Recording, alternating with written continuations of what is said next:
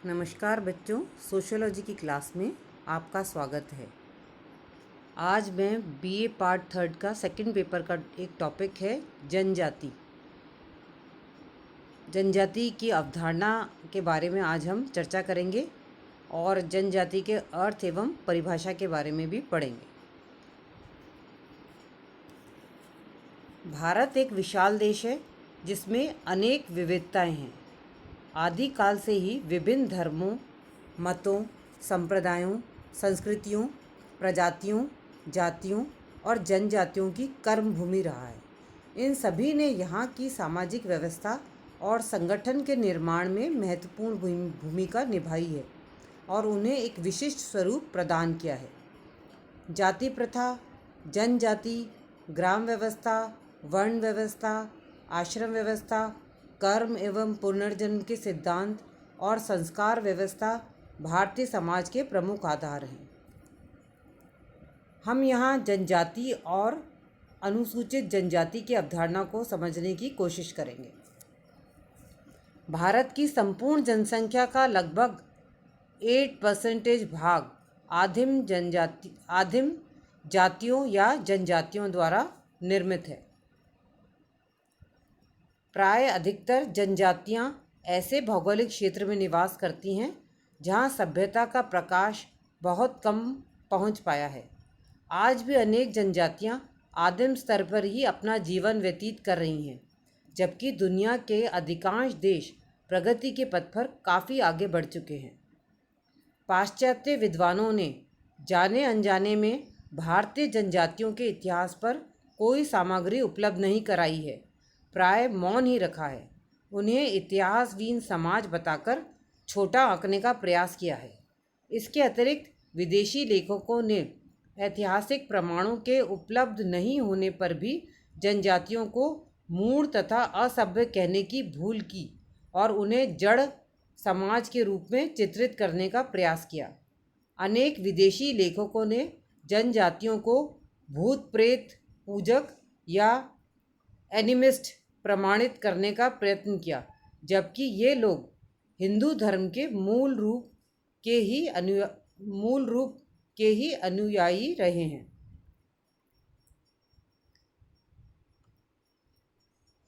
अनेक दुर्गम क्षेत्रों में अनेक ऐसे मानव समूह पाए जाते हैं जो पिछले सैकड़ों वर्षों से शेष संसार की सभ्यता से दूर रहकर अपनी सामाजिक एवं सांस्कृतिक दृष्टि से पहचान बनाए हुए हैं।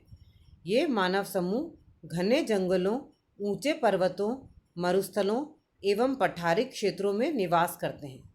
उन क्षेत्रों को सामान्यतः अनुत्पादक माना जाता है। इन मानव समूहों का लिखित इतिहास सामान्यतः उपलब्ध नहीं है। ऐसे मानव समूहों को आदिवासी, कबीली आबादी, आदिमवासी तथा जनजाति जैसे नामों से पुकारा गया है।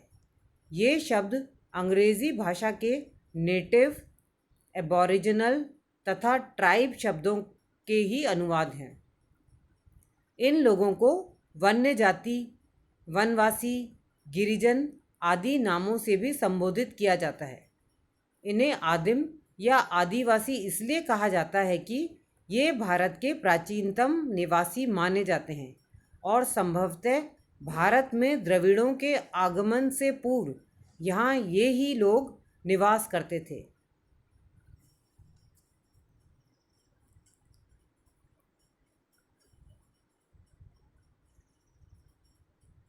जनजातियों के नामों के संबंध में श्रीकांत ने लिखा है कि जनजातियां भारतवर्ष में विभिन्न समयों में अलग अलग नामों से जानी गई हैं।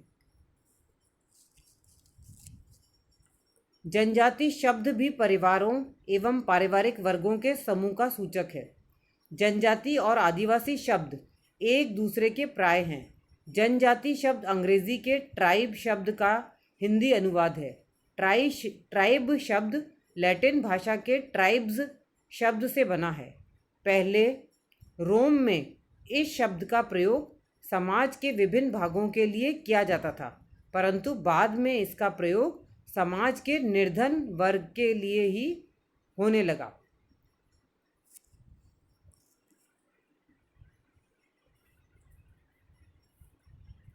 भारत के प्राचीन साहित्य में जनजाति शब्द का उल्लेख तो नहीं मिलता, परंतु इन समूहों को अपने विशिष्ट नामों से ही जाना जाता था, जैसे गोंड, संथाल, भील आदि।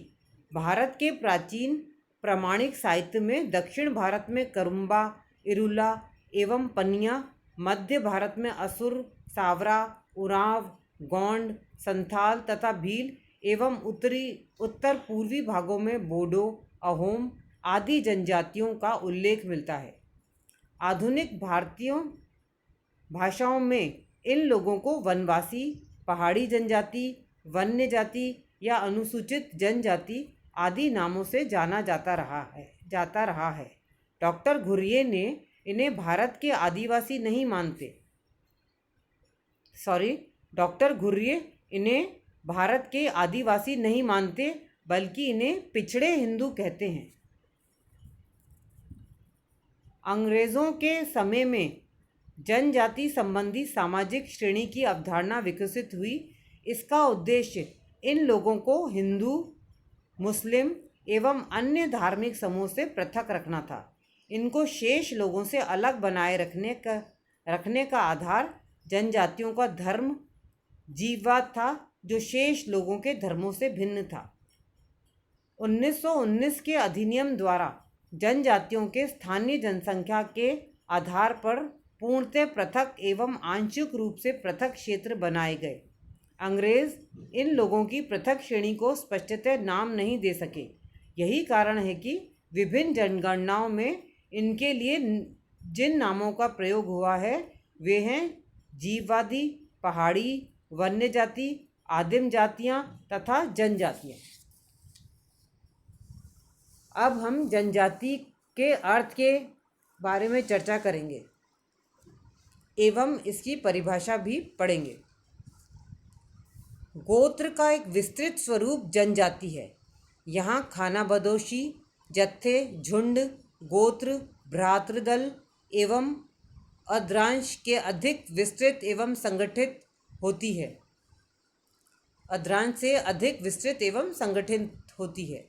जनजाति को परिभाषित करते हुए गिलिन एंड गिलिन लिखते हैं, any collection of pre-literate local groups which occupies a common general territory, speaks a common language and practices a common culture is a tribe. Gillin and Gillin कहते हैं, स्थानीय आदिम समूह के किसी भी संग्रह को जो कि एक सामान्य क्षेत्र में रहता हो, एक सामान्य भाषा बोलता हो और एक सामान्य संस्कृति का अनुसरण करता हो, एक जनजाति कहते हैं।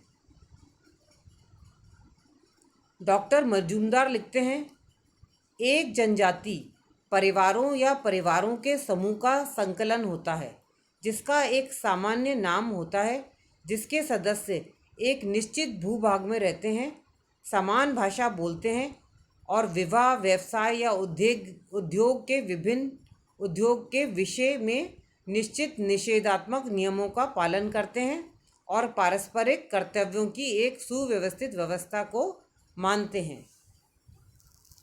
हॉबल का कथन है कि एक जनजाति एक सामाजिक समूह है जो एक विशेष भाषा बोलता है तथा एक विशेष संस्कृति रखता है जो उन्हें दूसरे जनजाति समूह से पृथक करती है। यह अनिवार्य रूप से राजनीतिक संगठन नहीं है। रॉल्फ पिगंटन ने जनजाति का अर्थ स्पष्ट करते हुए लिखा है, हम एक जनजाति की व्यक्तियों के एक समूह के रूप में व्याख्या कर सकते हैं जो कि समान भाषा बोलता हो, समान भूभाग में निवास करता हो तथा जिसकी संस्कृति में समरूपता पाई जाती हो। उपरोक्त परिभाषाओं से स्पष्ट है कि एक जनजाति एक ऐसा क्षेत्रीय मानव समूह है जिसकी एक सामान्य संस्कृति, भाषा, राजनीतिक संगठन एवं व्यवसाय होता है तथा जो सामान्यतः अंतर्विवाह के नियमों का पालन करता है।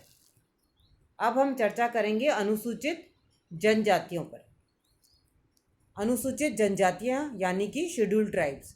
समाजशास्त्रियों का मानना है कि भारतीय आदिवासियों के लिए उचित संबोधन पिछड़े हिंदू ही है। इन्हीं को जनजाति नाम दिया गया है।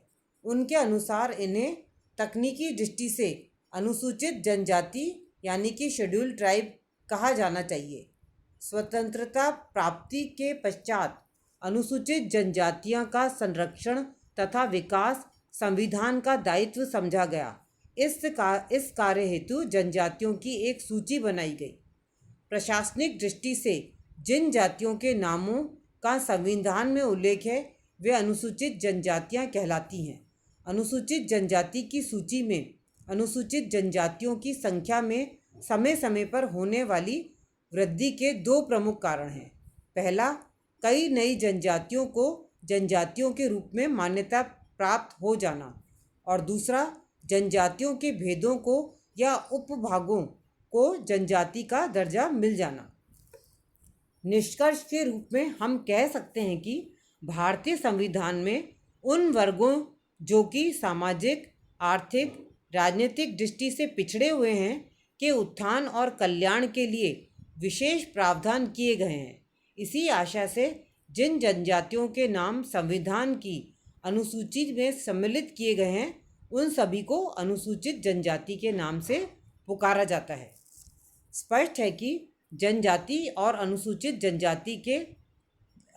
जनजाति में मुख्य अंतर यही है कि जनजाति के अंतर्गत देश में पाई जाने वाले सभी जनजातियां आ जाती हैं, जबकि अनुसूचित जनजाति के अंतर्गत केवल वे ही जनजातियां आती हैं जिनको संविधान में सम्मिलित किया गया है या जिनको सम्मिलित किए जाने की राष्ट्रपति ने समय समय पर स्वीकृति दी है।